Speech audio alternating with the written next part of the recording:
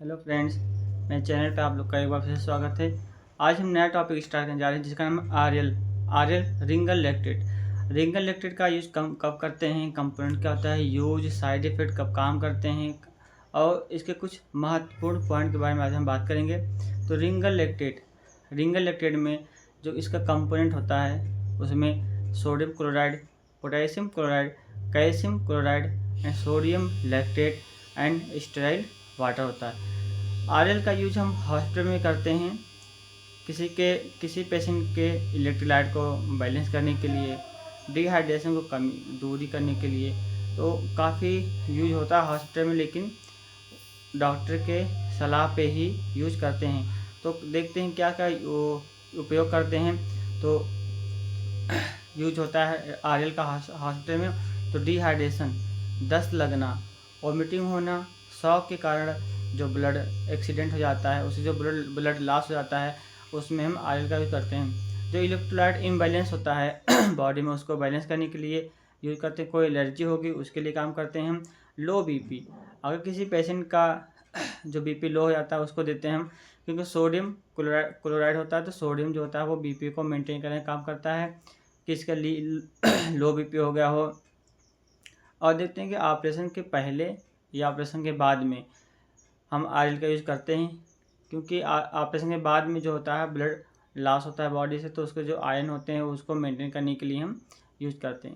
अब देखते हैं आरएल काम कैसे करता है। जो आरएल का यूज़ करते हैं किसी पेशेंट में डिहाइड्रेशन में को मेंटेन करने के लिए। सही में पानी की बहुत कमी हो गई है, किसी को दस्त लग गई है, 4-5 दिन से बहुत दिक्कत हो रहा है उसको, तो उसमें हम यूज़ करते हैं आरएल।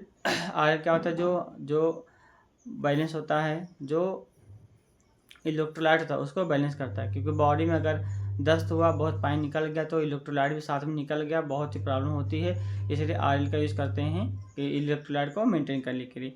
देखते हैं कि सोडियम और क्या होता है, जो आरएल में सोडियम लैक्टेट होता है। तो सोडियम लैक्टेट जब हमारी बॉडी में जाता है तो बाइकार्बोनेट बनाता है। बाइकार्बोनेट बनाएगा तो इससे जो हमारे शरीर में जो एसिडोसिस जैसी बीमारियाँ होती हैं उसको ये ठीक करता है। तो आरएल का यूज कई जगह हम यूज़ करते हैं, जैसे डिहाइड्रेशन हो गया, शॉक हो गया, वॉमिटिंग हो गया, दस्त हो गया, बहुत ज़्यादा एक्सीडेंट हो गया, ट्रामा हो गया, एक्सीडेंट हो गया, ब्लड बहुत लॉस हो गया, वहाँ पे यूज़ करते हैं। ऑपरेशन के बाद में या पहले देते हैं, जिससे कि उसका जो इलेक्ट्रोलाइट है वो मेंटेन है। अब देखते हैं कब नहीं देते। आरएल का उपयोग किन किन पेशेंटों में नहीं करना चाहिए। तो सीवियर किडनी फेल्योर, अगर किडनी की समस्या उसको है, डायलिसिस पे चल रहा है और भी बीमारियां हैं, तो हमें अवॉइड करना है, आरएल नहीं देना है। सीवियर कंजस्टिव हार्ट फेल्योर, अगर कंजस्टिव हार्ट फेल्योर का कोई केस आ रहा है उसमें हम नहीं देंगे। कोई लीवर डिजीज़ हो गया हो, जैसे लीवर सिरोसिस हो गया हो, उसको हम नहीं देंगे। अगर पेशेंट को आरएल से कोई एलर्जी है तो हम उस कंडीशन में नहीं देंगे। हाइपर कैलेमिया में नहीं देंगे, क्योंकि पोटेशियम बढ़ा हुआ है और आरएल में पोटेशियम क्लोराइड होता है, तो हम देंगे। अगर हाइपर कैलेमिया, वो पहले से उसके बॉडी में पोटेशियम ज़्यादा है, हम आरएल दे देंगे, आरएल में पोटेशियम मौजूद है तो एडवर्स इफेक्ट कर सकता है, इसलिए हम इन पेशेंटों में हम आरएल का यूज़ नहीं करेंगे।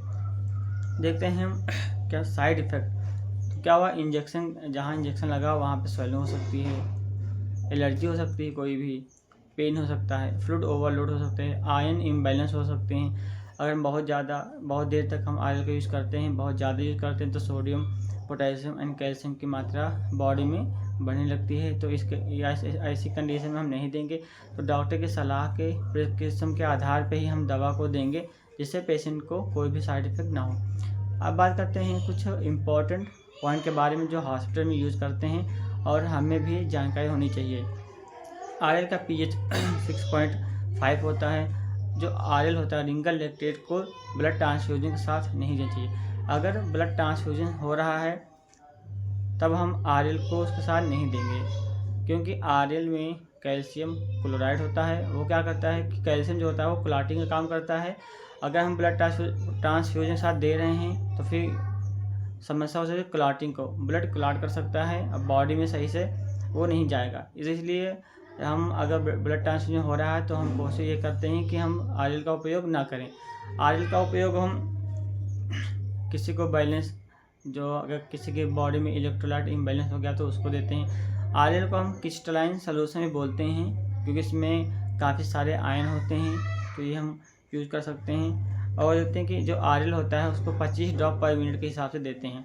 25 ड्रॉप पर मिनट से वो आरएल चलेगा। आरएल की बॉटल को अगर हम यूज किए हैं, अगर थोड़ा सा भी आरएल बचा हुआ, उसमें आधा यूज हुआ, आधा बच गया हो, तो उसको हम फेंक देंगे, दोबारा उसको हम यूज नहीं करते हैं। तो कोई बॉटल हो गया RL, DNS, NS, D5, D10, D mannitol, paracetamol, तो अगर कोई बॉटल ओपन हो गया हो तो कोशिश यही करिए कि दोबारा उसको मत यूज करिए। तो ये छोटा सा वीडियो आरएल के लिए था कि आरएल जो रिंगल लैक्टेट होता है ये हॉस्पिटल में कब काम करता है, कैसे काम करता है, किन पेशेंट को देना चाहिए, किन पेशेंट को नहीं देना चाहिए।